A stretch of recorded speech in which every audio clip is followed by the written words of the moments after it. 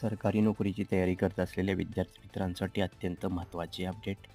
महाराष्ट्र राज्याच्या नागपूर विभागातर्फे आता लेखा व कोषागार विभागामध्ये कनिष्ठ लेखापाल या पदासाठी नागपूर, वर्धा, भंडारा, गोंदिया, गडचिरोली व चंद्रपूर या कार्यालयाकरता 56 पदासाठी ऑनलाईन पद्धतीने अर्ज मागवण्यात येत आहेत. तर मित्रांनो, आपण जर बघितले यासाठी 10 जानेवारी 2025 ते 9 फेब्रुवारी 2025च्या दरम्यान आपण ऑनलाईन पद्धतीने अर्ज करू शकणार आहात.